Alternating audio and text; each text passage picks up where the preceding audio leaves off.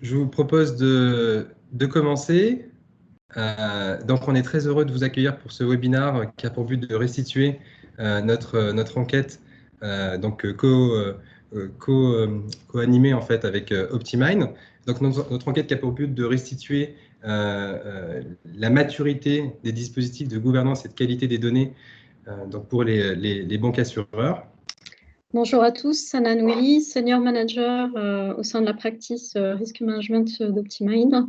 Je suis en charge de l'accompagnement des banques et des assureurs sur leurs différents projets data, et donc notamment de gouvernance et de qualité des données, mais également de protection des données personnelles. Donc moi-même, Baptiste Matala, donc fondateur de la société Qualitad. Qualitad, donc on propose une plateforme de gouvernance et de qualité des données destinée à répondre à de multiples use cases. Et on a une avec l'assurance. On accompagne plus d'une quinzaine d'assureurs depuis maintenant 5 ans sur ces problématiques, soit des use cases réglementaires comme des use cases business ou autres. Donc nous allons commencer. Donc aujourd'hui, on vous présente donc cette enquête, quatre axes. Un premier axe introductif pour comprendre qu'est-ce qui nous a motivés à vous proposer de répondre à ces éléments sur la maturité des dispositifs. Puis donc un point qui sera animé par Sana et moi-même sur les résultats de cette enquête, puis les témoignages. Et enfin, c'est un moment de questions-réponses ouvert pour tous. Alors en introduction, pourquoi cette enquête? Tout simplement parce qu'avec nos clients, nos partenaires, les experts en interne, nous nous sommes dit que avec tous ces sujets de renforcement des réglementations, de nomination de CDO, de constitution de data office, ça fait maintenant 2 à 3 ans qu'on a du recul sur ces éléments-là. Donc on s'est dit que c'était intéressant d'avoir une vue du marché sectorielle sur ces sujets. Donc, à ce titre, on a interrogé 16 organisations assureurs et banques assureurs sous un mode d'interrogatoire donc de 32 questions en ligne avec pour la très grande majorité des entretiens téléphoniques ou physiques pour ceux qui étaient avant le Covid. Donc, l'ensemble s'est déroulé sur le premier semestre. On a voulu aller de faire un niveau de maturité en fait sur tous les axes, que ce soit sur un axe stratégique, comme sur des éléments très opérationnels et qu'on va vous restituer dans la suite de cette présentation. Concernant donc, le slide suivant, les répondants, le profil des acteurs qui ont répondu, donc à 50%, ce sont des membres du Data Office ou des CDO, d'ailleurs, qui traduit bien finalement un niveau de maturité avancé. Ça veut dire que le Data Office et les CDO ont été nommés et constitués dans les organisations, et également donc d'autres métiers, BU, risque, contrôle interne, DSI, direction technique et direction générale. Donc comme vous le voyez, le panel est assez équilibré. On est presque à 50-50 en termes de taille de collaborateurs, supérieur à 3000, inférieur à 3000. Et même chose en termes de chiffre d'affaires, c'est plutôt bien réparti. Je vais maintenant passer la parole à Sana qui va vous partager des points sur les résultats de cette enquête. Merci Badis. Alors en effet, pour poursuivre dans le cadre de cette introduction, ce qu'on peut dire dans le cadre, avant de rentrer dans le détail des résultats de l'enquête, c'est qu'en effet, ce qu'on souhaitait présenter dans le cadre de ce webinaire, comme vous l'avez en effet vu tout à l'heure, le questionnaire qu'on avait mis en ligne à l'époque et qui visait justement à être le plus exhaustif possible, contenait 32 questions. Donc l'objectif de ce webinaire n'est pas de revenir, de vous présenter les résultats de cette enquête sur les 32 questions, mais vraiment de faire les choses de manière synthétique et de vous présenter les principaux points clés à retenir de cette enquête. Et principalement, donc, ce qu'on qu'on a organisé en trois thématiques et qu'on peut retenir ici. Dans un premier temps, ce sont les facteurs. On s'est interrogé dans le cadre de l'élaboration de ce questionnaire sur quels pouvaient être les facteurs qui poussent aujourd'hui ou qui ont poussé il y a quelques mois, quelques années, les acteurs de l'assurance et de la banque à mettre en place un dispositif de gouvernance et de qualité des données. Donc, on va revenir assez rapidement et de façon assez révélatrice sur les raisons, hein, sur les facteurs qui ont poussé à la mise en place de ce dispositif. Le deuxième point qu'on va aborder et qui va être le cœur de la présentation des résultats de l'enquête, ce sont les forces et les faiblesses des dispositifs mis en place. Donc, on a posé un certain nombre de questions, comme le disait Badis, à la fois sur les aspects stratégiques, les raisons qui ont poussé à la mise en place de ce dispositif en point 1, mais également quelles sont les forces et faiblesses à la fois sur le plan stratégique, pilotage et très opérationnel. Et pour terminer, donc, on a également posé quelques questions sur qu'est-ce qu'on peut retenir et quelles sont les leçons qu'on peut en tirer de la mise en place d'un dispositif de gouvernance et de qualité de données qui a été réalisé ou qui est en cours de réalisation de la part des acteurs qui ont répondu à ce questionnaire. Et ensuite, donc, dans un troisième point, comme l'abordait Badis, on laissera la parole à donc monsieur Briendo et monsieur Médine sur le retour d'expérience qui fait vraiment écho aux restitutions de cette enquête. Alors, en ce qui concerne les facteurs qui ont poussé les acteurs aujourd'hui à investir réellement dans la mise en place d'un dispositif de gouvernance et de qualité des données. On le voit clairement par rapport aux résultats de cette première question. À 100%, ce sont les besoins réglementaires. Donc clairement, aujourd'hui, la mise en place d'un dispositif de gouvernance et de qualité des données reste prioritairement pour répondre à des contraintes, à des enjeux de conformité. Cela étant, ce qui est intéressant de lire dans un second temps, une seconde lecture, on voit qu'assez rapidement, l'optimisation des processus existants à hauteur de 80% des répondants est aussi un facteur important, un facteur prépondérant à la mise en place d'un tel dispositif, et à hauteur de 30%, la diminution des coûts de remédiation. Donc, ce qu'on peut en déduire, en effet, c'est que si la mise en place d'un dispositif de gouvernance et de qualité des données reste un enjeu réglementaire, un enjeu de conformité réglementaire, c'est aussi un enjeu opérationnel puisqu'il permet d'améliorer, de fiabiliser, d'optimiser les processus métiers, les processus existants. Et bien évidemment, on va le voir un peu plus en détail tout à l'heure sur les aspects notamment SI, on constate qu'effectivement, ça a aussi un impact sur le coût et notamment sur les coûts de remédiation. Deuxième facteur important sur lequel on a interrogé notre panel, c'est sur le nombre total de SI dans l'organisation. Et un des facteurs importants ici, c'est l'importance du SI, parce qu'en effet, une grande majorité des répondants déclarent un nombre important de SI dans leur organisation, entre 11 et 100 pour plus de 60% des répondants, et 18,8% ont plus de 100 SI.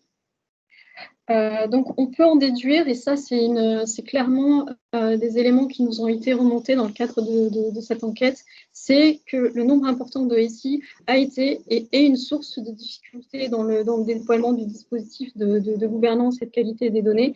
Et c'est un des facteurs qui a poussé justement aussi à la mise en place de ce dispositif de gouvernance et de qualité des données, c'est d'améliorer, c'est d'optimiser le SI et la complexité, voire même l'hétérogénéité du SI existant. Et dernier point assez intéressant, c'est ces 10% qui ne se sont pas prononcés. Alors, on va voir tout au long de la présentation, effectivement, qu'il y a quelques questions sur lesquelles on a un pourcentage de non-répondants. Et sur celui-ci, on a près de 10% qui ne se sont pas prononcés, ce qui peut peut-être signifier, c'est une hypothèse qu'on partage avec vous et sur laquelle on peut tout à fait débattre, peut-être qu'en effet, cette information n'est pas connue par ces 12,5% qui ne se sont pas prononcés, ou que tout simplement l'information n'est pas encore assez suffisamment fiable pour pouvoir être communiquée, que la réalisation, la mise en place de ce dispositif est en cours dans l'organisation en question qui ne permet pas d'apporter cette information. Donc, on a vu ici donc, pour les facteurs qui poussent à investir dans la mise en place d'un dispositif de gouvernance et de qualité des données. Le principal facteur reste en effet réglementaire. Il y a aussi l'optimisation des processus, l'impact aussi sur la réduction des coûts. On a vu le facteur aussi interne qui est celui de l'amélioration, de l'optimisation du SI. On passe ensuite donc, à une seconde partie de la restitution de notre enquête. Ce sont les forces et faiblesses des dispositifs mis en place. Et là, c'est effectivement quelque chose d'assez intéressant, voire une belle opportunité ici de pouvoir justement profiter, partager, et on en remercie encore les acteurs qui ont souhaité, qui ont pu répondre à ce questionnaire, puisque c'est le moyen aussi de pouvoir partager ensemble les bonnes pratiques, éviter les écueils des dispositifs de gouvernance et de qualité des données mis en place. Parmi ces forces et faiblesses, on constate dans un premier temps à 93,8% des répondants qui affirment deux choses. La première, c'est d'avoir mis en place l'ensemble de la documentation qui décrit et qui gouverne le dispositif. Donc là, à 93%, c'est quasiment 100% des répondants qui déclarent donc, que leur dispositif est suffisamment documenté et que leur dispositif est, en termes de gouvernance est suffisamment avancé, c'est-à-dire qu'on a mis en place des politiques, des procédures opérationnelles, mais également tout un système de pilotage avec des comités, avec une fonction dédiée. On reviendra tout à l'heure sur cette question, la fonction dédiée. Donc ça, c'est plutôt un point positif, une force des dispositifs mis en place. On peut en déduire que pour réussir un dispositif de gouvernance et de qualité des données, il faut documenter son dispositif. Il faut commencer par là. Et puis, il faut aussi l'accompagner par une vraie gouvernance du dispositif de gouvernance et de qualité des données. Ensuite, on a deux résultats intéressants avec un même résultat. 68,8% des interrogés qui déclarent avoir documenté de manière exhaustive le récit et désigné une personne dédiée à la fonction de responsable du dispositif mis en place. Donc une personne, un CDO, un responsable de la gouvernance et de la qualité des données.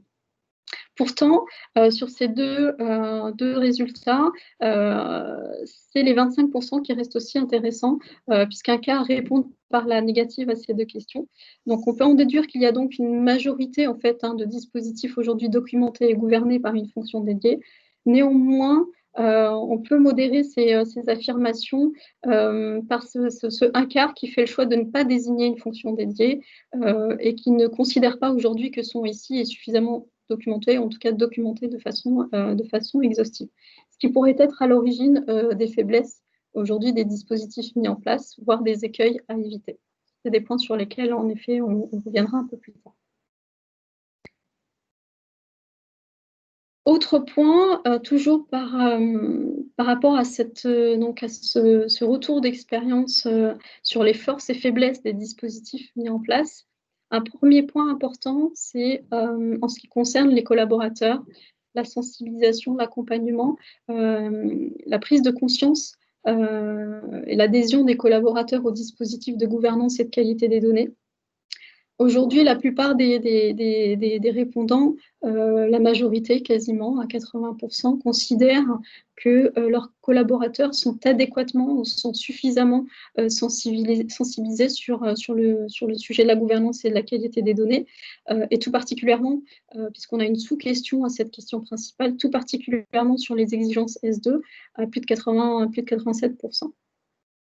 Donc ça pourrait être en effet une force importante d'un bon dispositif, efficace de gouvernance et de qualité des données, c'est la sensibilisation des collaborateurs, c'est la prise de conscience de l'importance de jouer son rôle de référent data dans le cadre d'un dispositif de gouvernance et de qualité des données.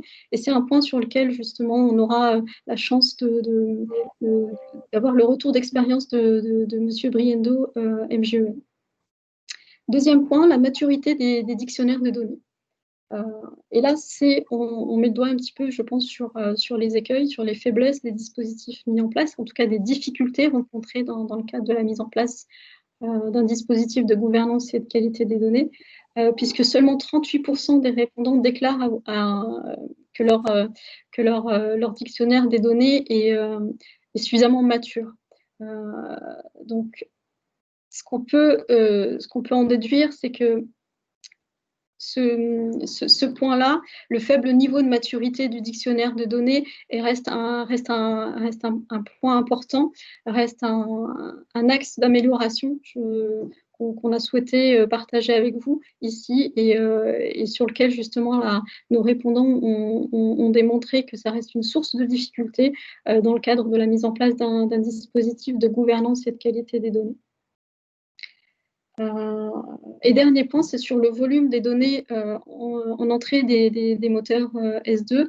En effet, on voit que les difficultés sur le dictionnaire de données, elles sont multiples et qu'il y a en effet notamment cette question du volume de données, il est très important et que la priorisation, par conséquent, la priorisation des données et du référencement est très cruciale, puisqu'on voit qu'en effet, on a une quantité importante de données en entrée des moteurs S2, 40% à plus de 100 data.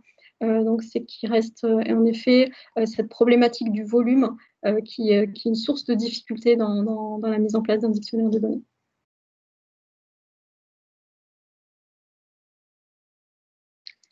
Ensuite, donc, un point important sur les forces et faiblesses des dispositifs de gouvernance et de qualité des données mis en place, c'est sur la problématique des travaux de convergence avec les fonctions de contrôle et d'audit interne qui sont à hauteur de 56% des répondants déclarent en effet avoir mis en place des travaux de convergence avec ces fonctions de contrôle et d'audit interne. Ceux-ci, en fait, devront notamment permettre la standardisation et la récurrence des contrôles clés sur les différents domaines de données. Donc, ça démontre clairement, en effet, qu'il y a une vraie volonté dans le cadre de la mise en place d'un dispositif de gouvernance et de qualité des données sur notamment un livrable clé qui est le référentiel des contrôles, une vraie volonté, voire une nécessité de travailler en collaboration avec les directions du contrôle et de l'audit interne pour la mise en place de ce référentiel des contrôles et d'avoir un référentiel qui soit, je dirais, transverse en fait et qui permette justement d'avoir une standardisation des contrôles clés et pas des contrôles doublons. Donc un référentiel de contrôle côté gouvernance des données et un référentiel bis côté contrôle interne et audit interne. Donc il y a cette volonté qui est partagée, puisque c'est uniquement le résultat est assez modéré, 56%. Pourtant, il y a aussi d'autres. Ce résultat assez modéré, il peut aussi s'expliquer par rapport aux difficultés, aux défis quant à la mise en place de ce référentiel de contrôle. Le premier, c'est sur les seuils de tolérance. En effet, on a 30% des répondants qui déclarent ne pas en avoir aujourd'hui, donc 30% des répondants qui en sont toujours dépourvus. Et ceux qui le sont, on les ont essentiellement définis à dire d'experts. À 88,9%, voire on peut même presque dire à 100%, les seuils aujourd'hui de tolérance sont définis à dire d'experts. Et dernier point, c'est que les contrôles réalisés à minima chaque année sur les données sont à 50% des répondants à plus de 100 contrôles, dont 37% qui prévoient tous les ans des contrôles, plus de 200 contrôles. Et on sait pourtant que la réduction des risques passe aussi par l'augmentation des contrôles réalisés directement ou indirectement sur les données. Donc là, on voit effectivement qu'il y a deux axes sur lesquels on peut y avoir des difficultés dans le cadre de la mise en place d'un référentiel de contrôle, et notamment de convergence avec les dispositifs de contrôle et d'audit interne. Je laisse la parole à Badis pour la présentation donc, des autres résultats de cette enquête. Merci Sana. Donc pour finir hein, sur cette présentation des résultats, on a voulu ici dans cette partie présenter pour nous les vecteurs d'une réussite d'un dispositif de gouvernance de qualité des données. On a identifié donc 3 vecteurs. Le premier, c'est sur l'outillage et je dirais même plus sur la pérennité finalement de ce qui est mis en place, ce qui est déployé. À près de 70%, et on est sur des solutions bureautiques type Excel, Word ou autre. Lors des entretiens, on a souvent eu ces problématiques finalement que l'on connaît tous, hein, d'historisation, de traçabilité, de pistes d'audit, de réduction du risque opérationnel, donc vis-à-vis de tous ces formats-là. On observe finalement quelque chose d'assez positif, c'est que le marché tend finalement à s'outiller, donc avec des solutions, que ce soit des solutions développées en interne ou des solutions d'éditeurs du marché. Un point intéressant qui sont ressortis lors de ces entretiens, c'est que un outil donc n'est plus aujourd'hui vu, puisqu'on le voit avec notre expérience chez Qualitad, comme quelque chose qui va automatiser ou industrialiser quelque chose d'existant. Puisque finalement, on a maintenant près de 5 années de recul hein, sur ces problématiques. Et donc maintenant, lorsqu'on propose des solutions, elles apportent ce cadre méthodologique, ce fil conducteur que recherchent les organisations sur ces dispositifs. Donc la tendance est vraiment à évoluer vers un outillage et notamment finalement les solutions du marché, puisque on partage ces solutions auprès de plusieurs assureurs, ce qui permet d'arriver à un standard qui peut être contextualisé pour chaque organisation. Le second point, qui est vecteur de réussite, et Sana l'a évoqué tout à l'heure dans la deuxième partie, c'est la sensibilisation. Donc, je ne vais pas forcément revenir dessus, mais du coup, on a un témoignage de M. Briando de MGEN qui va détailler ce point-là. Le troisième et dernier donc, vecteur de réussite, c'est le fait de se projeter.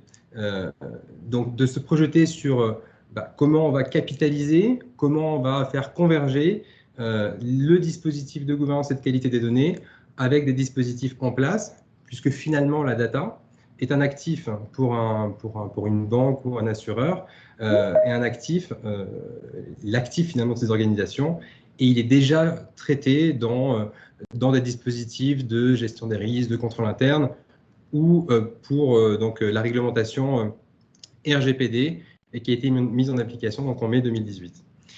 Alors, on le voit aujourd'hui sur cet aspect à droite, donc les deux graphiques, hein, sur la capitalisation des dispositifs en place. On le voit donc que les choses sont en cours. On est sur une dynamique vraiment de mise en place de chantier de convergence. Et je pense que ça va tendre in fine à terme vers quelque chose qui va donner une cohérence d'ensemble sur les dispositifs donc de QDD et les autres dispositifs, puisqu'on cherche toujours finalement à avoir une vue transversale entre, si je prends l'exemple des risques, entre la gestion des risques et la qualité de l'information, entre la qualité de l'information et sa protection. Enfin, on a proposé à nos répondants de s'auto-évaluer sur la maturité des organisations en matière, pas de souci, en matière de gestion globale de la donnée. Et ce qui ressort, c'est que près de 75% d'entre elles s'estiment moyennement ou faiblement matures sur ces sujets. Cela s'explique en fait en majorité par les raisons qui ont poussé à mettre en place ces dispositifs, qui était initialement de la mise en conformité en tout premier lieu et qui maintenant va vers une tendance où on s'ouvre sur de nouveaux use cases, de nouvelles problématiques. Et cela va tendre finalement à évoluer avec les aspects de sensibilisation, les outils qui vont être mis en place et qui vont permettre de centraliser ces dispositifs et de les personnifier dans un environnement unique. Voilà, on voulait vous présenter donc ces 3 grands vecteurs. Merci à tous de votre participation. Merci messieurs de votre témoignage. Et merci à tous d'avoir été présents à ce webinaire. Pour information, donc, dernier point, les résultats de l'enquête seront accessibles sur le site d'Optimind au terme de ce webinaire. Merci à tous. Merci à tous. Merci à vous. Merci. Et à bientôt. Merci. Au revoir. Au revoir.